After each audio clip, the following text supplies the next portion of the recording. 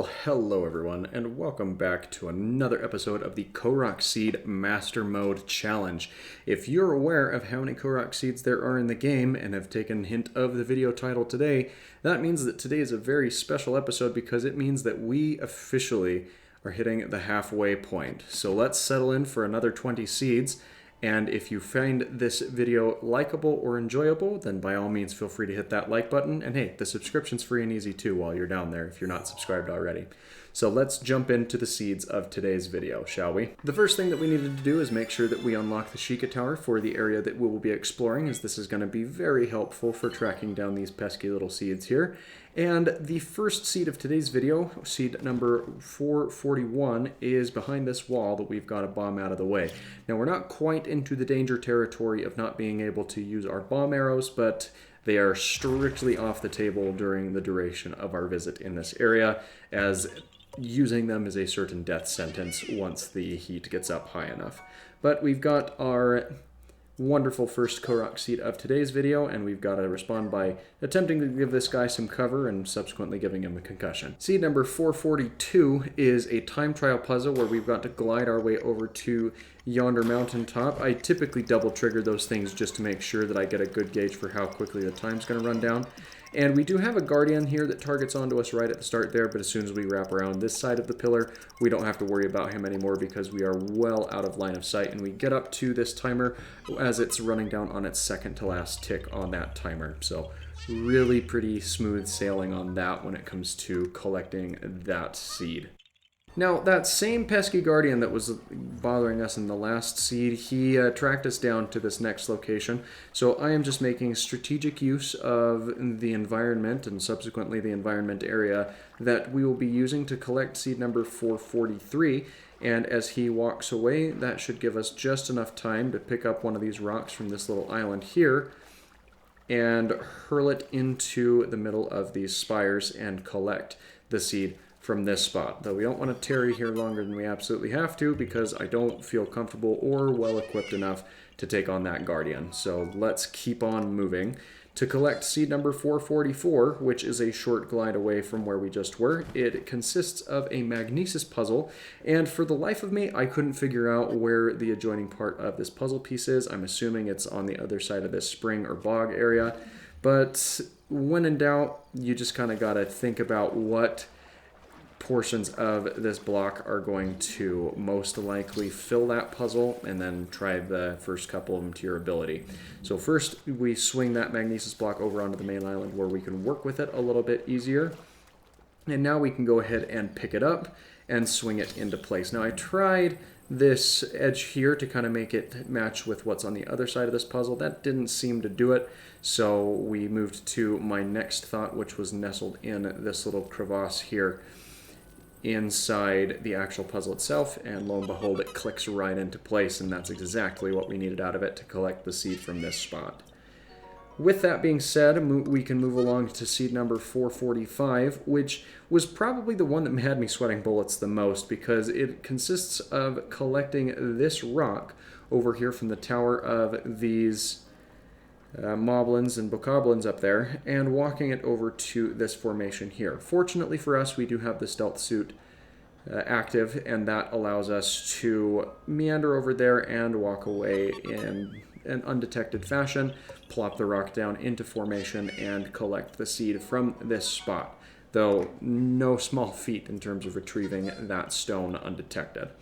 Seed number 446 is another magnesis puzzle. This one's a little bit easier, where we've got to swing the magnesis block from the one structure and walk it over to the adjoining structure here. And this one we're just going to nestle right into the opening that we can see here. It can be a little finicky because the edges don't tend to play nice, but as soon as you get one of those corners up in there, you can mix it around exactly the way that it needs to go in order to fit into the designated area and reward yourself with that seed. Seed number 447 is a pile of rocks that we've got to bomb out of the way. Clipped the footage a little bit there. That was just a minor corruption, but we did bomb it out of the way, and upon lifting the rock, we can grab ourselves the seed here before plopping this rock back down onto his head to provide him a little more cover, because that's absolutely needed. Seed number 448 is another one of these puzzles. This one's a little bit different, though, because we need to walk it on this little land bridge that's just below the water's surface in order to get to it. But once we make our way out to that bridge, it's pretty similar to the one that we saw before, where the rock goes right into the spires there and rewards us with this seed. I really like the puzzles that are patterned this way and the variety that we've gotten on them so far. Seed number 449 is a arrow puzzle that we'll need to do right over here, and I'm unfortunately out of just the basic arrows, so I'm going to use the arrows that I have the most of, sparing the bomb arrows because I'm not going to mess with those unless I absolutely have to. The shock arrow is going to do it for us this time, and we can grab the seed here. Now, the moment that we've all been waiting for this episode, the seed that is going to get us seed number 450, officially marking the midway point, is a Korok chilling underneath a rock on top of a spire, because I swear these ones make up about a third of all possible Korok seeds that you can find. I'm going to run a statistic on it once we've got them all collected just to see how many there are. Moving on, though, seed number 451 is similar, but this one we at least needed to bomb a section of the wall out in order to gain access to the rock that he was hiding under. So, better, I guess, to a point. But we can move right along swiftly to seed number 452. And that is a pattern puzzle, actually, which it kind of combines one of the features that we saw a little bit earlier of needing to walk across this landmass. I've got the footage sped up just slightly here because it is a little bit of a trek to the other side here. You just got to either keep your eye on the minimap down there or be very wary of the ground that you're walking on and pay very close attention to it as you walk your way over. But as soon as we're here, there is a ring puzzle that we can plop that down onto. I didn't plop it in exactly a symmetrical place, but it was close enough to get us the seed, and that's really all that counts. So let's take our rewards and move right along to seed number 453, which is going to involve us, and Link more specifically, doing a beautiful swan dive right into the ring of lily pads down here in this warm spring. And that's enough for us to move right along to some warmer territory. That's right, we are headed right into the volcano here. We've got our flame guard active, and I was very confused by this flag as I was expecting, or this pinwheel, I guess I should say, as I was expecting the balloon to be somewhere inside or somewhere near the general area, but then I thought to myself, well, if it's not in here, then it's got to be something we can see from here. And what do you see out of? Well, you see through your eye. So let's have a look out that eyeball, and well, there it is, standing over there in the distance. Now, I wasn't about to waste my good shock arrows on this, so we switch over to a regular bow arrows because we've stocked up on those, and proceed to, well, waste a bunch of them in some shots here. It's very difficult to hit with a standard bow, and that is because there's a lot of variance that comes into that. So eventually I switch over to the golden bow. You could use a Fenric bow, but I would avoid the use of that here, mainly because it's wooden and it will burn up because the air is so hot. So using the golden bow allows us to hone in a little more directly on that location, and we can easily pop the balloon, or have an easier time popping that balloon. Seed number 455 is another wall that we've got to bomb out of the way, and then a rock to pick up here.